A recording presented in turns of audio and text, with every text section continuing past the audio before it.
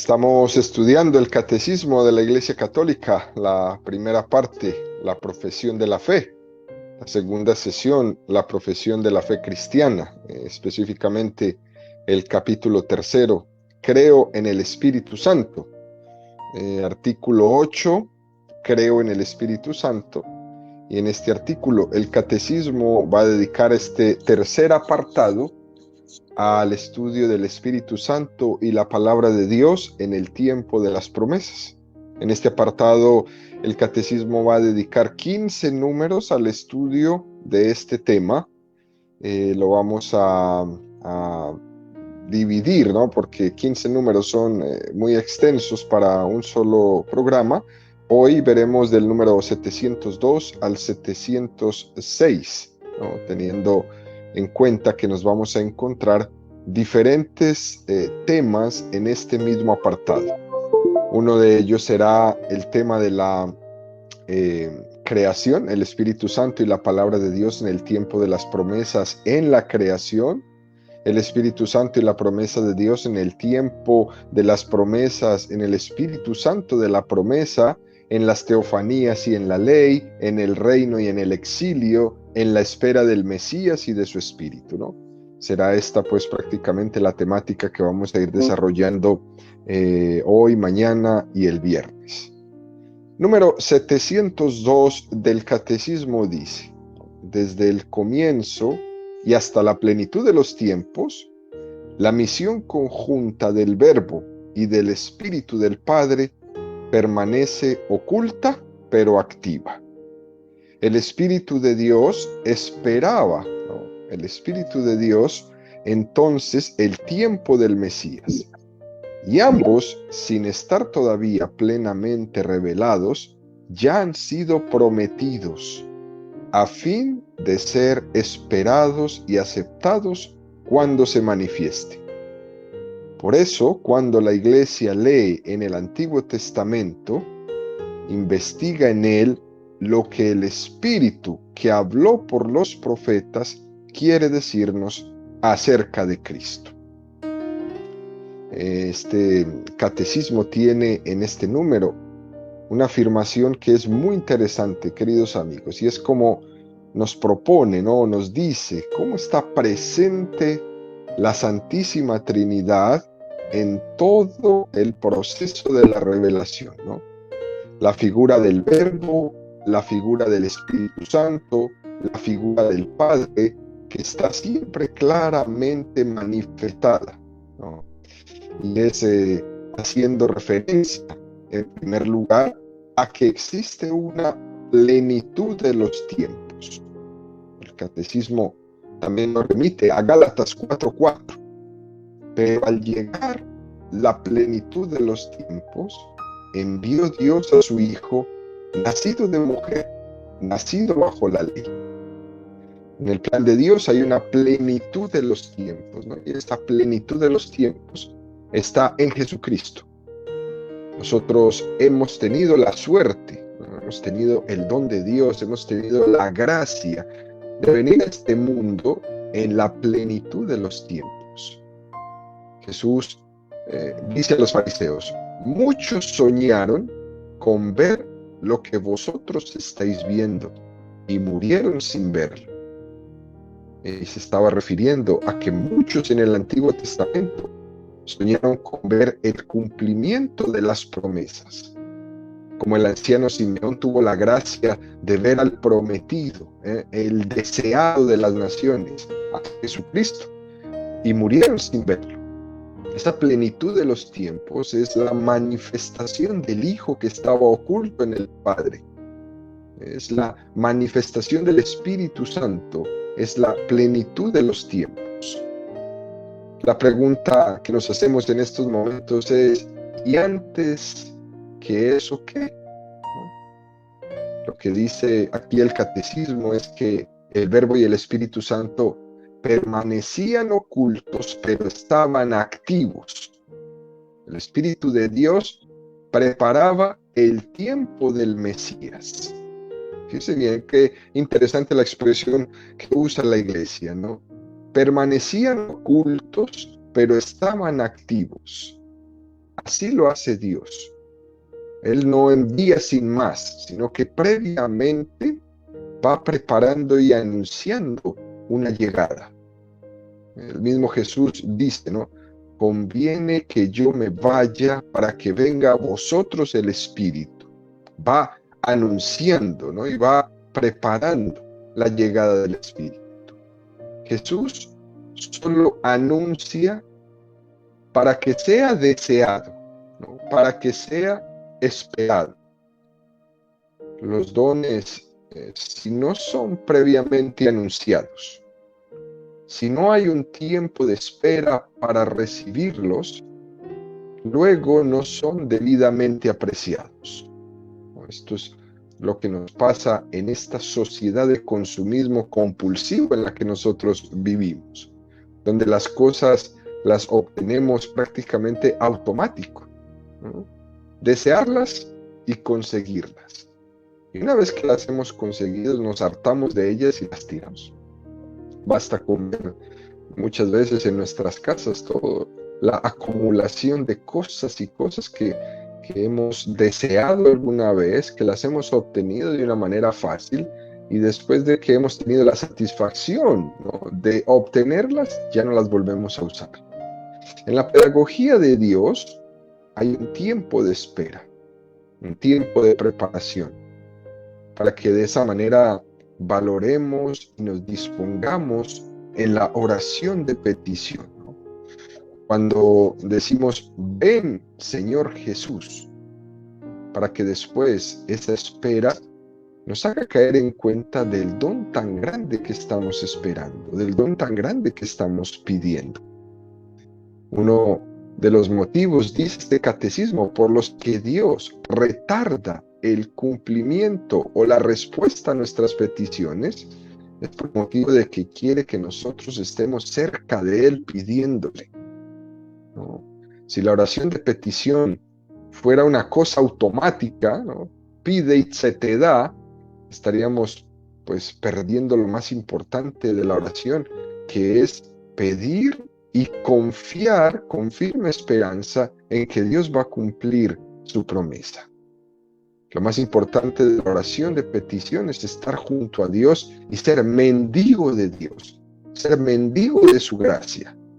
Pero si se nos da todo a la primera, no tendremos la oportunidad de hacer la experiencia de ser mendigo.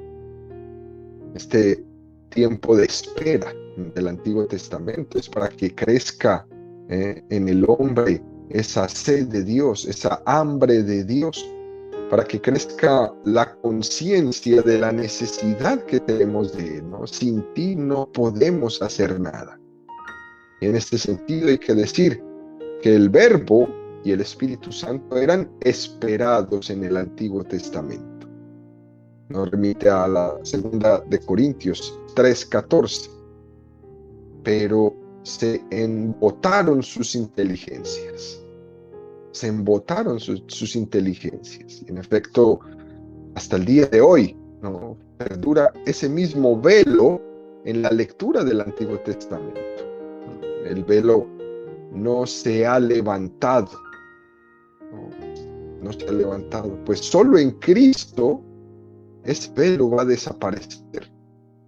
Si no entiende o si no se entiende que todo el Antiguo Testamento era simplemente una espera a la llegada de Jesucristo, que era una parte importante de la pedagogía de Dios en su revelación, hasta que llegaba la plenitud de los tiempos en Jesucristo y en Pentecostés con el Espíritu Santo, no hemos entendido nada, ¿no?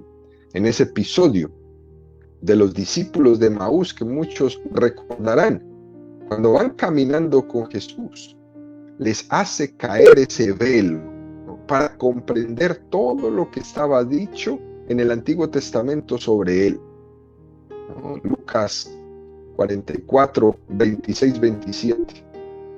¿No era necesario que el Cristo padeciera eso y entrara así en su gloria? Y empezando por Moisés y continuando por los profetas, les explicó lo que había sobre él en todas las Escrituras. También nos remite a Juan 5, 39, 46.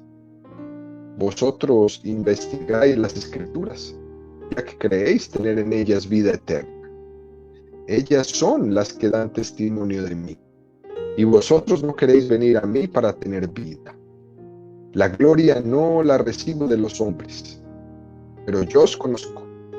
No tenéis en vosotros el amor de Dios. Yo he venido en nombre de mi Padre, y no me recibís. Si otro viene en su propio nombre, a ese le recibiréis. ¿Cómo podéis creer vosotros que aceptáis la gloria unos de otros y no buscáis la gloria que viene del único Dios? No penséis que os voy a acusar yo delante del Padre.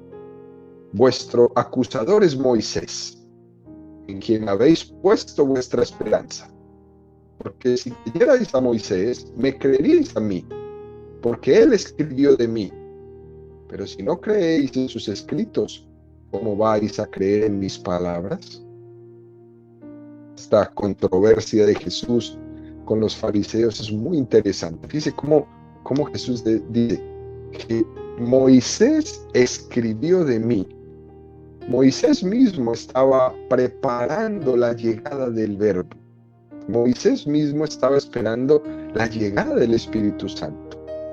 El velo que tienen los fariseos les impide ver que todo el Antiguo Testamento desemboca en el Verbo, desemboca en el Espíritu Santo, en la revelación plena de la Santísima Trinidad. Continúa este número 702 del Catecismo haciendo esta expresión: por los profetas. La fe de la Iglesia entiende aquí a todos los que fueron inspirados por el Espíritu Santo en el vivo anuncio y en la redención de los libros santos, tanto del Antiguo como del Nuevo Testamento. La tradición judía distingue la ley, ¿no?, los 5 primeros libros o el Pentateuco, los profetas, que son que los llamamos los libros históricos y proféticos, y los escritos, sobre todo los sapienciales, en particular los salmos. En la creación, ¿no?, en la creación, ¿cómo se manifiesta esta promesa en la creación? Y el Catecismo nos ilumina con el número 703. Vamos a ir dividiendo un poquito este número para irlo explicando. La palabra de Dios y su soplo están en el origen del ser y de la vida de toda criatura. Nos manda el Catecismo, nos hace una referencia al Salmo 33, 6. Por la palabra fueron hechos los cielos, por el soplo de su boca todo lo creado. La tradición católica siempre percibe una referencia velada y oculta al Espíritu Santo. Nos remite también al Salmo 104, 30. Escondes tu rostro y vuelven a la nada. Les retiras tu soplo y expiran y vuelven al polvo. Envías tu soplo y son creados y renuevas la faz de la tierra. El Espíritu Santo es como este soplo de Dios que ya viene anunciado en este Antiguo Testamento. Y nos remite muy interesante al número del Génesis, número 1, del 1 en adelante. La creación. En el principio creó Dios los cielos y la tierra. La tierra era caos y confusión y oscuridad por encima del abismo, y un viento de Dios aleteaba por encima de las aguas. Dijo Dios: haya luz, y hubo luz. En el momento de la creación ya se sugiere esta presencia del Espíritu Santo.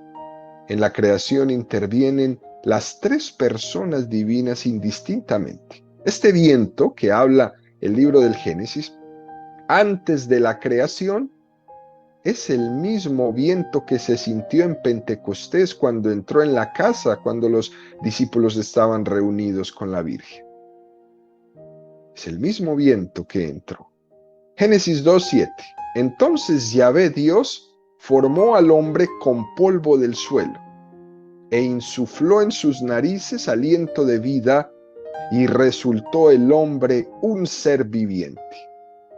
Aquí la tradición católica también nos enseña cómo ha visto aquí esa insinuación del Espíritu Santo. Puede ser entendida esta referencia como la creación del alma, ¿no? Dios insufló en sus narices aliento de vida. Nos remite al libro del Eclesiastés 3:20-21. Todos caminan hacia una misma meta. Todos han salido del polvo y todos vuelven al polvo. ¿Quién sabe si el aliento de vida de los humanos asciende hacia arriba y si el aliento de vida de la bestia desciende hacia abajo a la tierra? Y también nos remite a Ezequiel 37:9-10. Él me dijo: profetiza al Espíritu, profetiza, hijo de hombre. Dirás al Espíritu: así dice el Señor Yahvé, ven Espíritu de los cuatro vientos y sopla sobre estos muertos para que vivan. Se invoca al Espíritu Santo para que dé vida a los huesos secos, ¿no? Continúa el catecismo en el número 703 diciendo: es justo que el Espíritu Santo reine, santifique y anime la creación, porque es Dios consustancial al Padre y al Hijo. A Él se le da el poder sobre la vida, porque siendo Dios, guarda la creación en el Padre por el Hijo. Expresión bellísima que tiene esta parte en este número del catecismo. El Espíritu es el guarda de la creación. Él la alienta y la sostiene. De esta manera, nosotros jamás podríamos caer en desesperación sobre ese famoso término de todo, ¿no? O destrucción de todo que viene anunciado una y otra vez por más de un impostor por ahí. No, el Espíritu guarda de la creación. Él la alienta y la sostiene. En mejores manos no podríamos estar. Continúa el catecismo con el número 704 diciendo: en cuanto al hombre, Dios lo formó con sus propias manos, es decir, el Hijo y el Espíritu Santo. Y Él dibujó, trazó sobre la carne moldeada su propia forma, de modo que incluso lo que fuese visible llevase la forma divina. Esta expresión tan preciosa de la creación que hace San Irineo de León.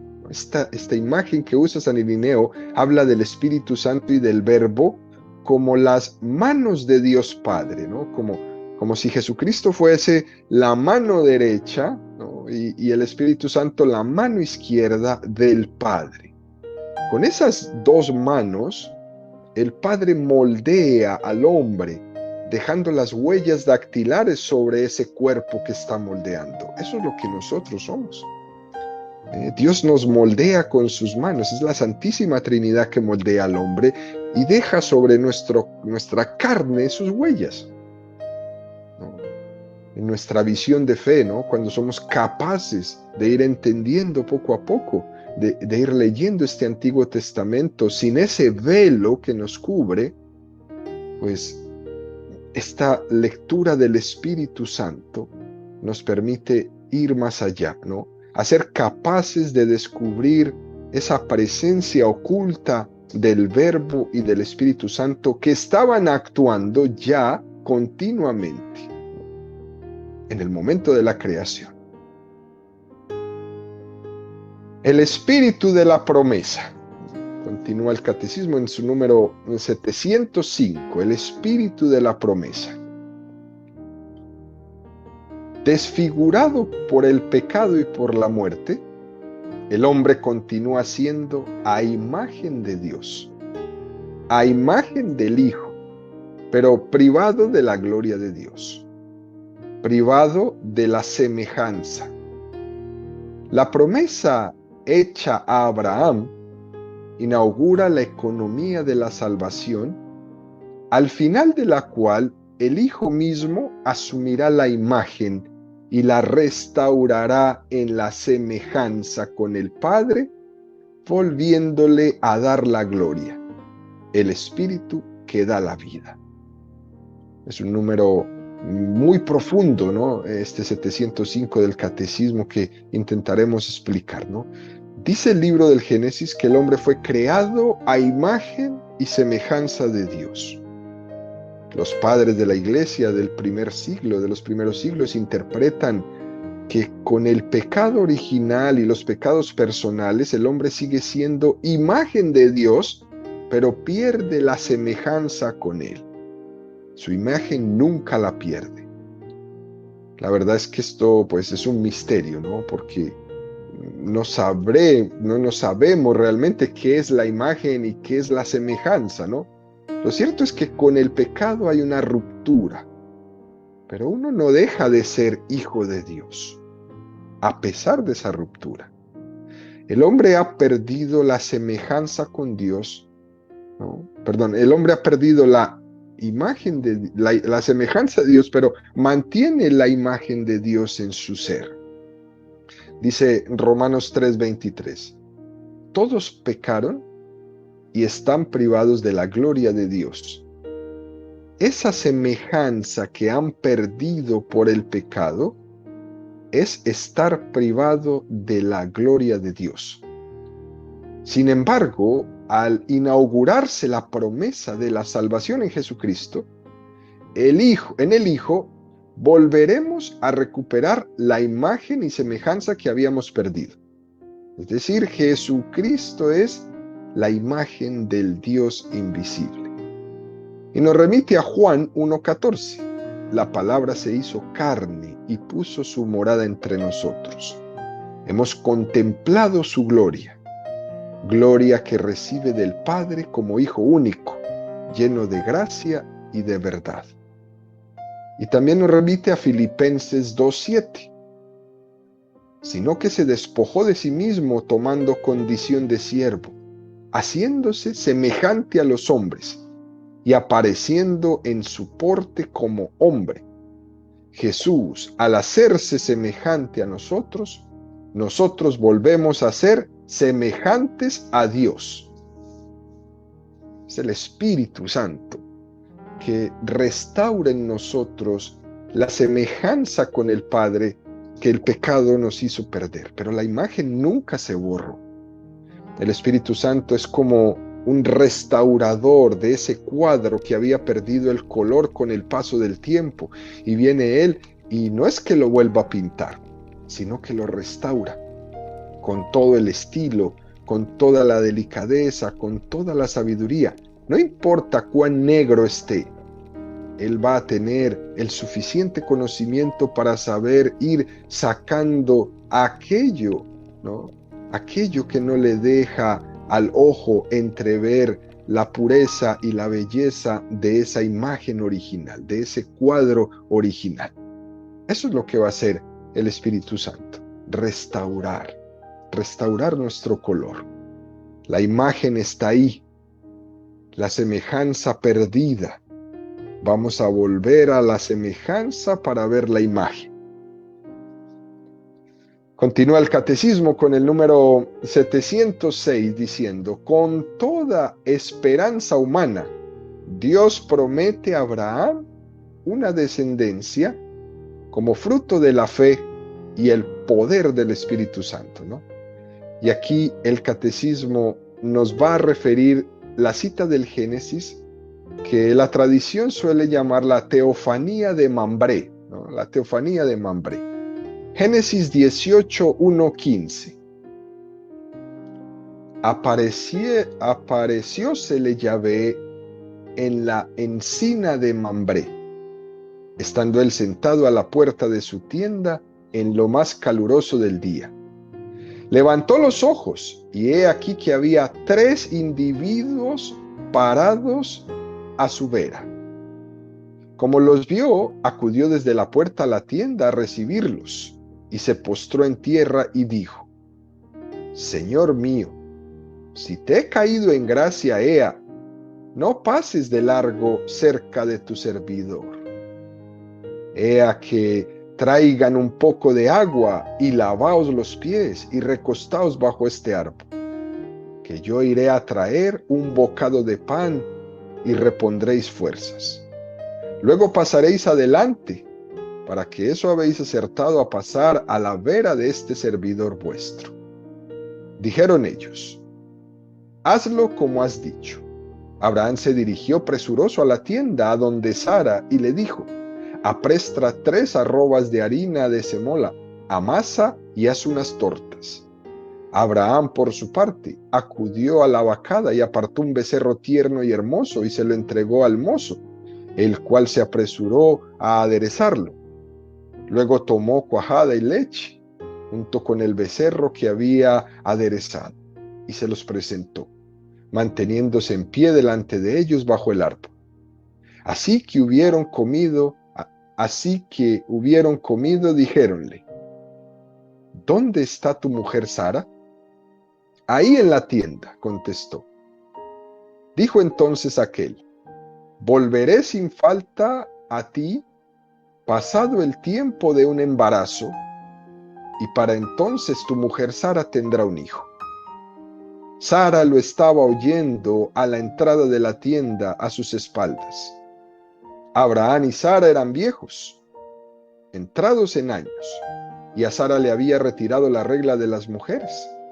Así que Sara rió para sus adentros y dijo: ahora que estoy pasada, sentiré el placer, y además con mi marido viejo. Dijo Yahvé a Abraham: ¿cómo que Sara así se ha reído diciendo: seguro que voy a parir ahora de vieja? ¿Es que hay nada milagroso para Yahvé? En el plazo fijado volveré, al término de un embarazo, y Sara tendrá un hijo. Será negó: no me he reído. ¿Y que tuvo miedo? Pero aquel dijo: no digas eso, que sí te has reído. La tradición cristiana, queridos amigos, ve en este pasaje del libro del Génesis, en estos 3 visitantes, ve la imagen de la Santísima Trinidad. Especialmente en muchas representaciones en Oriente, se representa a 3 ángeles visitando a Abraham. Es esta teofanía misteriosa de Mambré. Abraham se deja bendecir por ellos porque entiende que Dios está pasando en esa visita. Esto viene a ser como una evocación de la visita del ángel a la Santísima Virgen María también. ¿Se acuerdan? Lucas 1, 54, 55. Acogió a Israel su siervo, acordándose de la misericordia que había anunciado a nuestros padres en favor de Abraham y de su linaje por los siglos. Es lo que nos recuerda este texto de Lucas. Sara, que había escuchado detrás de la puerta esto que le estaban diciendo a Abraham y que ella no creyó, Dios vuelve y se lo repite: Sara, tendrás un hijo, volveré después de tu embarazo. Aunque tú no lo creas, aunque te rías de mi promesa se cumplirá. Una gran lección para nuestra vida, especialmente cuando nos ponemos como tan tercos de no creerle a Dios. Nada de lo que nos dice o nada de lo que nos ha prometido. Lo que vemos es que el Espíritu Santo realizó la promesa de salvación para Israel de una manera oculta. Pero aquel que prometió a Abraham que de su descendencia nacería un gran pueblo, era el Espíritu Santo. El Espíritu Santo fue el que hizo fecunda a Sara. Y de una manera más clara, no tan ocultamente, el Espíritu Santo fue el que formó en las entrañas de María la humanidad de Jesucristo, la humanidad del Verbo. Este Espíritu Santo obra en estas dos mujeres para que se cumpla la promesa, en Sara y en María. Continúa este número 706 diciendo, ¿no? En ella serán bendecidas todas las naciones de la tierra. Esta descendencia será Cristo. Y nos hace referencia a Gálatas 3:16. Pues bien, las promesas fueron dirigidas a Abraham y a su descendencia. No dice, y a los descendientes, como si fueran muchos, sino a uno solo, a tu descendencia, es decir, a Cristo, a la promesa. La promesa era Cristo.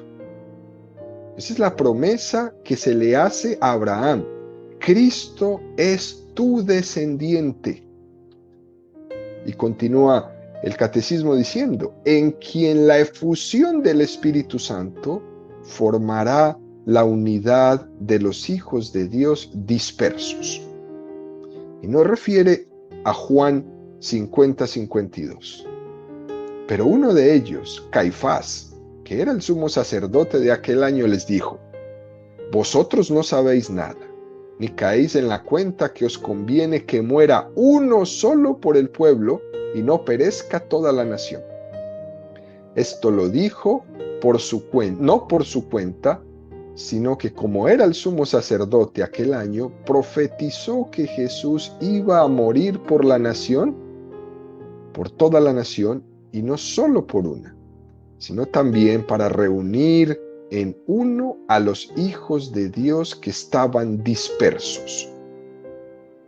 El Espíritu Santo está aquí ejerciendo la función, ya en el Antiguo Testamento, de ir poco a poco unificando el rebaño que estaba disperso. Fíjese cómo Caifás profetiza, ¿no? Jesús iba a morir por la nación, y no solo por la nación, sino también para reunir en uno a los hijos de Dios que estaban dispersos. El Espíritu Santo, junto con el Verbo, aquel que es capaz de dejar las 99 ovejas e ir en busca de la oveja perdida, está trayendo a todas las ovejas dispersas, está unificando el rebaño. Continúa el número 706 diciendo, ¿no? Comprometiéndose con juramento, Dios se obliga ya al don de su Hijo amado y al don del Espíritu Santo de la promesa, que es prenda para redención del pueblo de su posesión. Y nos refiere otra vez al Génesis 22, 16-19. Y dijo, por mí mismo juro, oráculo de Yahvé, que por haber hecho esto, por no haberme negado tu hijo, tu único, yo te colmaré de bendiciones y acrecentaré muchísimo tu descendencia como las estrellas del cielo y como las arenas de la playa. Y se adueñará tu descendencia de la puerta de sus enemigos. Por tu descendencia se bendecirán todas las naciones de la tierra, en pago de haber obedecido tú mi voz. Dios se está comprometiendo con Abraham a enviar el Espíritu Santo, ¿no?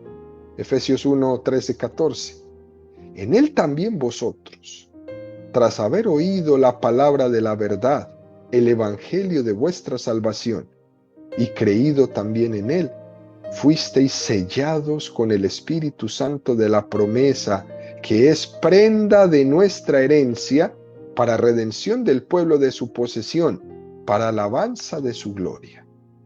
Y en Gálatas 3:14 dice, a fin de que llegara a los gentiles, en Cristo Jesús, la bendición de Abraham, y por la fe recibiéramos el Espíritu de la promesa. En última instancia, queridos amigos, ¿no? Cuando Dios estaba bendiciendo a Abraham, le estaba prometiendo la llegada del Verbo y la llegada del Espíritu Santo. Por lo tanto, concluimos diciendo, ¿no? La Santísima Trinidad estaba actuando, estaba presente desde el comienzo de todo, desde el comienzo de la Sagrada Escritura, aunque fuese aún de una forma oculta.